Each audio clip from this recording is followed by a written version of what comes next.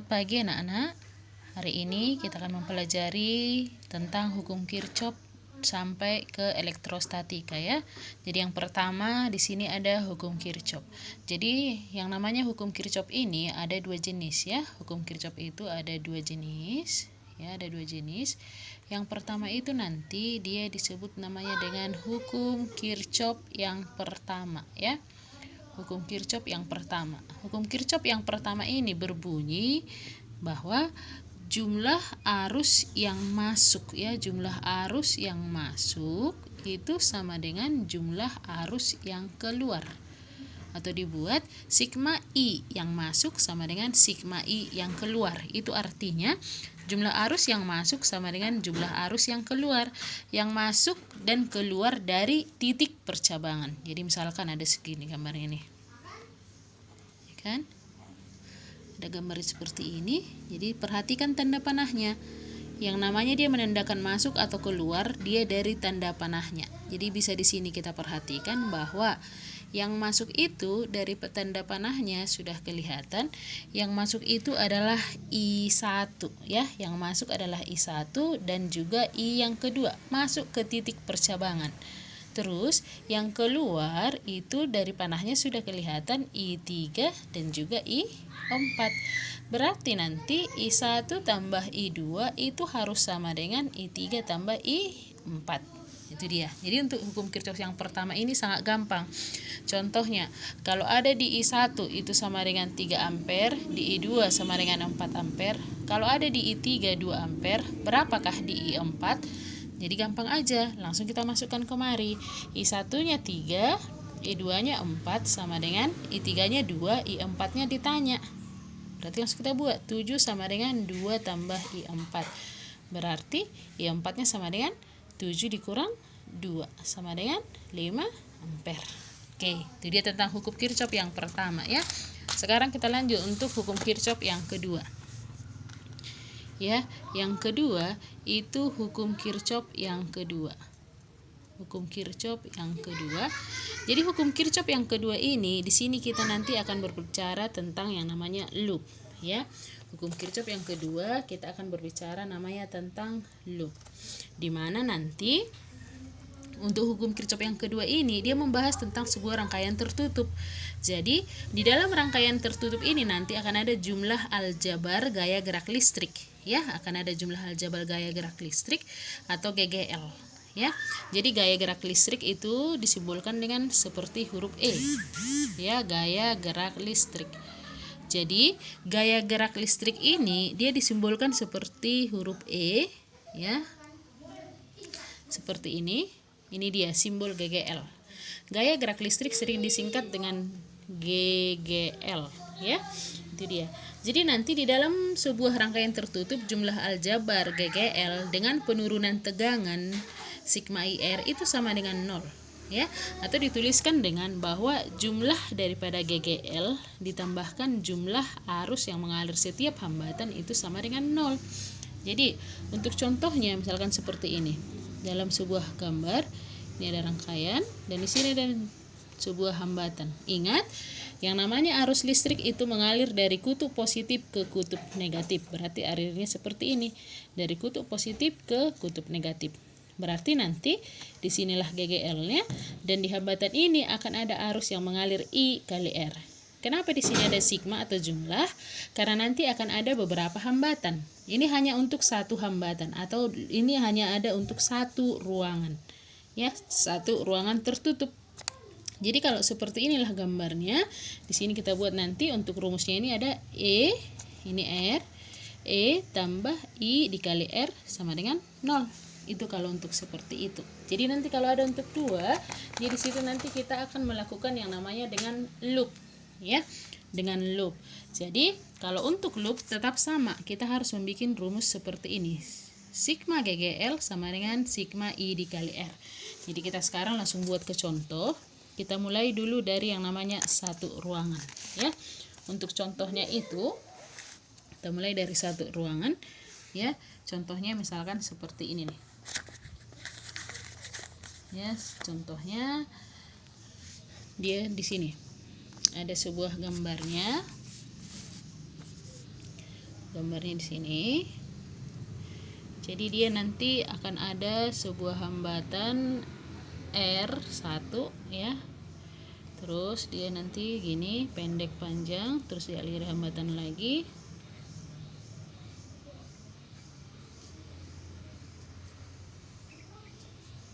Di sini dia ada 9 volt. Di sini dia ada R2, di sini R3.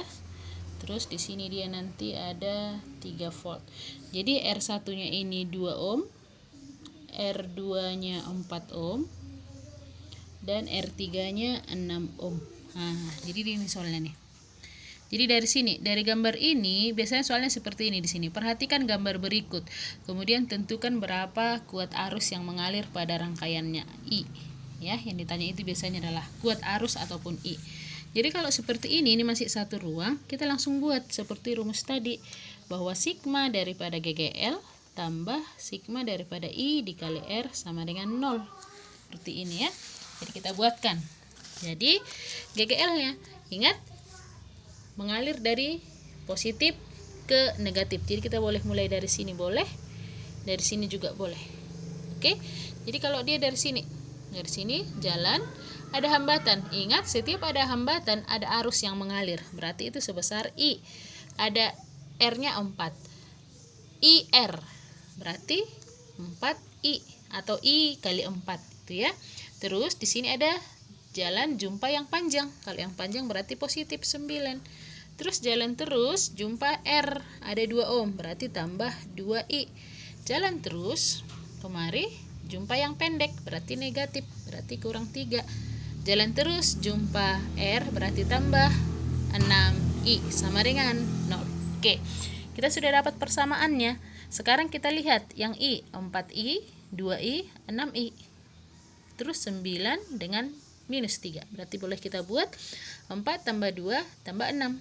Berarti 12I. 12I, 9 dengan 3 itu ada 6 sama dengan 0. Sudah? Berarti ya kan? Di sini kita sudah dapat, berarti I sama dengan 6/12. Minus 6/12 atau minus setengah. Ketika kita sudah mendapatkan angkanya I, berarti itu nanti arah loopnya berlawanan dengan arah arusnya. Itu arti negatifnya ini. Oke, itu dia ya. Atau ini sama dengan minus 0,5 ampere. Berarti arah loop yang ibu buat tadi seperti ini. Berarti berlawanan dengan arah arusnya. Berarti arusnya itu harusnya dari sini. Jadi kemari.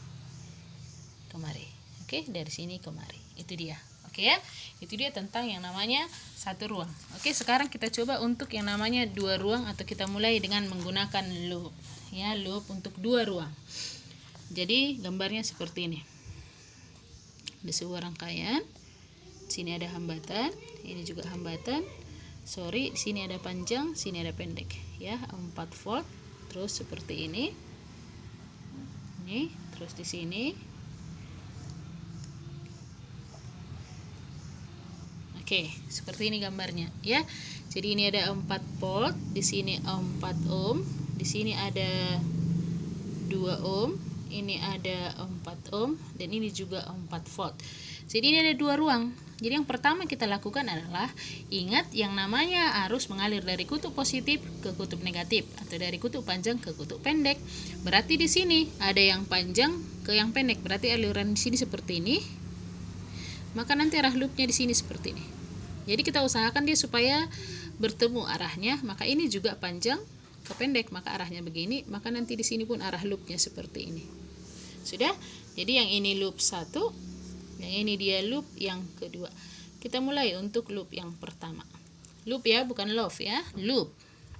Yang pertama, ingat, sigma GGL tambah I kali R, sigma I kali R sama dengan 0. Oke, GGL-nya. Kita jalan dari kemari. Itu ada minus 4. Lanjut terus, tambah 4I1, karena loop 1 I1. Terus jalan terus lewat sini. Yang 2 ini dia dibatasi oleh kamar I1 dan kamar I2. Berarti yang 2 ini ada I1 tambah I2. Atau nanti ini boleh kalian misalkan pakai I3 juga boleh ya. Jadi dia di mana I3 nanti I1 tambah I2 juga boleh. Seperti ini juga boleh. Sama dengan 0. Terus untuk yang pertama ini minus 4 tambah 4 I1 tambah 2 I1 tambah 2I2 sama dengan 0. Kita sederhanakan, I1-nya jadi 6 ya. 6I1 tambah 2I2, ini pindah ke kanan jadi sama dengan 4. Ini dari loop 1. Sekarang kita buat untuk loop yang kedua. Yang kedua, jalan dari sini minus ya. Berarti minus 4, terus jalan ke sini tambah 4, jalan kemari, terus kemari sampai sini. Sama, berarti nanti minus 4 tambah 4I2 tambah 2I1 tambah I2 sama dengan 0. Itu ya. Terus kita sederhanakan, maka minus 4 tambah 4I2 tambah 2I1 tambah 2I2 sama dengan 0, atau 2I1 tambah 6I2 sama dengan 4. Ini untuk loop yang kedua. Jadi kita sudah dapat persamaan 1 dan persamaan 2. Persamaan yang pertama tadi 6I1 tambah 2I2 sama dengan 4. Sementara persamaan yang kedua 2I1 tambah 6I2 sama dengan 4. Jadi ini harus kita lakukan metode eliminasi ya. Metode eliminasi, kita di atas kalikan 3, di bawah kali 1. Berarti persamaannya menjadi 18I1 tambah ini kali 3, 6I2 sama dengan 12. Yang di bawah kali 1, 2I1 tambah 6I2 sama dengan 4. Kita lakukan pengurangan. 18 kurang 2, 16I1. Ini 0 sama dengan 8. Atau I1 adalah 8/16 atau sama dengan setengah, sama dengan 0,5. Oke, kita sudah dapat I1. Nilai daripada I1 sama dengan setengah kita masukkan ke persamaan 1 boleh, ke persamaan 2 boleh. Jadi di sini saya masukkan ke persamaan 1. 6I1 tambah 2I2 sama dengan 4. Ya. Atau 6 kali setengah tambah 2I2 sama dengan 4. Berarti 3 tambah 2I2 sama dengan 4, atau 2I2 sama dengan 1. Jadi I2 juga adalah setengah. Ya kan? Nah, terus nanti seandainya ada ditanya, tentukanlah berapa arus yang mengalir di 2 ohm. Jadi karena di 2 ohm itu tadi, ya kan? Pada R sama dengan 2 ohm mengalir ada I1 tambah I2. Berarti pada R sama dengan 2 ohm ada setengah tambah setengah, atau ada 1 ampere. Oke ya. Nah, yang berikutnya kita lanjut untuk yang namanya untuk energi dan daya listrik. Ya, energi dan daya listrik. Jadi energi dan daya listrik ini saling berhubungan satu sama lain. Kalau untuk energi itu disimbolkan dengan W boleh, WE juga boleh, E yang besar ya. Jadi untuk energi listrik ini itu rumusnya ada 4. Yang pertama, PT adalah vitamin, harganya irit tapi bikin sakit perut. Oke ya. Itu dia. Rumus energi ada 4. PT adalah vitamin, harganya irit tapi bikin sakit perut. W P dikali T, W VIT, W IR kuadrat I kuadrat RT, W P kuadrat per R kali T. Oke. Terus untuk daya itu disimbolkan dengan P. Jadi untuk dari yang pertama, dari sini W adalah P dikali T, kita dapatkan P W per T. Untuk nomor 2-nya maka P VI. Untuk yang nomor 3-nya maka P adalah I kuadrat R. Untuk yang keempatnya P adalah P kuadrat per R, atau hilangkan semua T-nya. Oke? Terus untuk penjelasannya, untuk keterangannya kita buat bahwa yang namanya W itu adalah energi. Terus yang namanya P itu adalah daya. Yang namanya I adalah kuat arus. Terus yang namanya V adalah tegangan. Dan yang namanya R adalah hambatan. Dan yang namanya T adalah waktu. Ya. Untuk energi satuannya apa? Iya, joule. Untuk daya satuannya apa? Watt. Kuat arus satuannya ampere. Tegangan volt. Hambatan ohm. Ya kan? Waktu sekon ataupun S. Oke, ini dia tentang energi dan daya listrik ya. Yang berikutnya untuk topik kita ya. Untuk topik kita selanjutnya itu ada disebut namanya dengan peralatan listrik. Jadi, peralatan listrik ini itu seperti yang kalian pakai di rumah masing-masing. Di mana peralatan listrik itu contohnya lampu. Jadi ingat, lampu kita itu di rumah dirangkai secara paralel ya, bukan seri. Jadi kenapa dirangkai secara paralel? Karena supaya kita ketika mau menghidupkan satu boleh. Jadi kalau seri itu nanti kita hidupkan satu, hidup semua. Jadi kalau di rumah kita memakai rangkaian yang paralel. Jadi untuk peralatan listrik di sini contohnya di situ ada misalkan ada kita ambil setrika. Jadi nanti boleh kalian cek alat-alat listrik di rumah kalian seperti setrika, magicom, kulkas dan lain-lain. Di situ akan ada tertulis. Contohnya setrika ini dituliskan 60 watt 120 volt. Itu misalkan, ya kan? Jadi itu artinya berarti peralatan listrik kita setrika itu dia bekerja normal pada daya, ya kan, daya tadi P, terus tegangan itu adalah volt. Jadi nanti dia bisa bekerja pada daya di 60 watt dan tegangannya 120 volt. Jadi dari sini kita sudah bisa lihat yang dipakai nanti 60 watt dan 120 volt. Ya, itu dia. Terus nanti untuk hambatan peralatan ini, hambatan itu tadi adalah R, hambatan peralatan setrika kita itu kan dirumuskan dengan P kuadrat per P. P-nya tadi ada 120 per 60. Jadi P-nya dikuadratkan. Atau ini sama dengan 120 dikuadratkan itu sama dengan kali. Ini kemari bisa 2. Berarti hambatannya itu ada 240 ohm. Seperti itu dia. Ya. Terus misalkan jika tegangan yang diberikan tidak sesuai dengan yang tertulis, ya kan? Maka dayanya bisa berubah, ya. Jadi nanti jika tegangan yang diberikan tidak sesuai, maka nanti tidak sesuai dengan apa? Dengan yang tertulis. Yang tertulis tadi berapa? 120 volt. Ya kan? Maka nanti dayanya si setrika itu bisa berubah dengan rumusnya P yang ini ya, P dari sumber dengan P yang tertulis dikuadratkan dikali daya yang tertulis. Itu dia rumusnya. Oke ya. Jadi sampai sini ya. Jadi diingat rumusnya seperti itu. Daya dari sumber itu sama dengan daya tegangan sumber per tegangan tertulis dikuadratkan kali daya tertulis atau terpakai juga bisa ya. Oke, sampai sini ya. Terus selanjutnya untuk topik kita yang terakhir di sini sebelum kita ke elektrostatika ya.